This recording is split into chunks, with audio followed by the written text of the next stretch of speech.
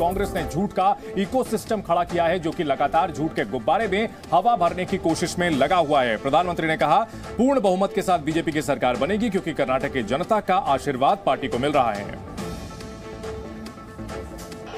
येडियुरप्पा जी ने जो संकल्प लिया है वो पूरा होने वाला है। आज पूरा कर्नाटका कह रहा है, ई बारिया निर्धारा, ई बारिया निर्धारा, ई बारिया निर्धारा ಬಹುಮತ ಬಿಜೆಪಿ ಸರ್ಕಾರ। ರಾಷ್ಟ್ರಕವಿ ಕುವೆಂಪುರವರ ಈ ಭೂಮಿಗೆ ನನ್ನ ಪ್ರಣಾಮಗಳು।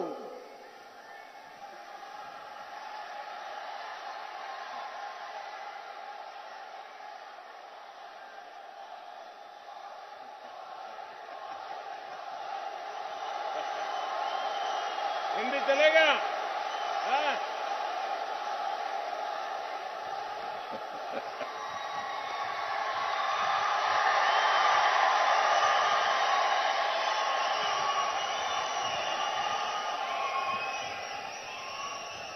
आपका कर्नाटका के एक एक नागरिक का मुझ पर इतना प्यार है, इतना प्यार है कि भाषा हमारे प्रेम में रुकावट नहीं बन रही। कर्नाटक चुनाव में मुद्दे बदल चुके हैं, तस्वीर बदल चुकी है और बीजेपी अब कांग्रेस पर लगातार हावी नजर आ रही है, चाहे आक्रामक चुनाव प्रचार हो या फिर शैली। खासतौर पर प्रधानमंत्री नरेंद्र मोदी और गृह मंत्री अमित शाह की चुनावी रैलियों और रोड शो से माहौल बदलता हुआ नजर आ रहा है। प्रधानमंत्री ने कल भी बेंगलुरु में रोड शो किया, आज भी किया। कल भी निशाने पर कांग्रेस थी और आज भी कांग्रेस पर उन्होंने जम करके हमला बोला है।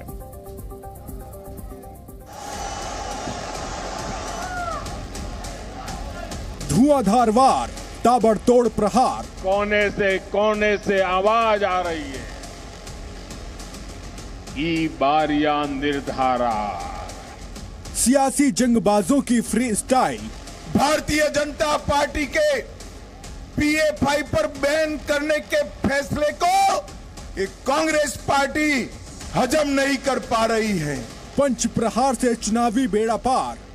ये कांग्रेस पार्टी की तुष्टीकरण की नीति, जिसने सालों तक प्रभु श्री राम को ताले के अंदर बंद कर रखा और अब वो बजरंग बली का अपमान करने पर तुले हैं। बजरंग बली, PFI, मुस्लिम आरक्षण, भ्रष्टाचार, रोजगार।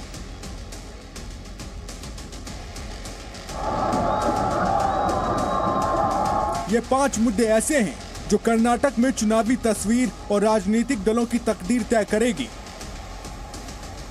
2 मई से पहले कर्नाटक चुनाव में कांग्रेस कई मुद्दों पर बीजेपी को घेर रही थी। इनमें से भ्रष्टाचार और रोजगार का मुद्दा सबसे बड़ा था। लेकिन 2 मई को कांग्रेस के मैनिफेस्टो के बाद हालात ऐसे पलटे कि बाकी मुद्दे साफ हो गए। कर्नाटक में अब सिर्फ बजरंग बली और PFI का मुद्दा बाकी रह गया है। कर्नाटका विधानसभा चुनाव प्रचार भी अब अपने आखिरी दौर की तरफ बढ़ रहा है। कांग्रेस ने अपना झूठ फैलाने के लिए जो इकोसिस्टम बनाया है, वो पिछले काफी समय से कर्नाटका में एक गुब्बारा, एक बलून फूला रहे थे, झूठ की हवा भर भर करके। उस गुब्बारे पर, इस बलून पर एक से बढ़कर एक झूठी फूंके मार करके हवा भरी जा रही थी। ऐसे ऐसे झूठ, ऐसी ऐसी बातें जिनसे जमीनी सच्चाई बिल्कुल अलग थी, कर्नाटका की जनता जानती थी कि कांग्रेस का इकोसिस्टम चाहे जितना बड़ा गुब्बारा फुला ले, कोई फर्क नहीं पड़ेगा। आपके इस उत्साह ने मेरा ये विश्वास पक्का कर दिया है कि कर्नाटका में बीजेपी की सरकार की वापसी होने जा रही है। येडियुरप्पा जी ने जो संकल्प लिया है वो पूरा होने वाला है। आज पूरा कर्नाटका कह रहा है, ई बारिया निर्धारा, ई बारिया निर्धारा। चुनावी प्रचार के आखिरी दिन पीएम मोदी फिर बेंगलुरु में मेगा रोड शो के लिए उतरे। पीएम मोदी का ये रोड शो 8 किलोमीटर लंबा था, जो केंपेगौड़ा मूर्ति, न्यू तिम्पासद्रा जंक्शन से शुरू होकर ट्रिनिटी सर्कल और एमजी रोड में खत्म हुआ। इस दौरान सड़क के दोनों ओर लोगों की भीड़ देखते ही बन रही थी। लोगों ने पीएम मोदी के काफिले पर फूल भी बरसाए। दूसरी तरफ कर्नाटक के बेलगावी में गृह मंत्री अमित शाह ने भी रोड शो किया। गृह मंत्री शाह के रोड शो में भारी भीड़ उमड़ी। इसके बाद बागलकोट में गृह मंत्री अमित शाह ने एक रैली भी की, जिसमें कांग्रेस को कई मुद्दों पर घेरा। भारतीय जनता पार्टी के PA5 पर बैन करने के फैसले को एक कांग्रेस पार्टी हजम नहीं कर पा रही है। मुझे बताओ कि कर्नाटक वालों, PA5 पर बैन करना चाहिए या नहीं करना चाहिए? जोर से बोलिए, करना चाहिए या नहीं करना चाहिए?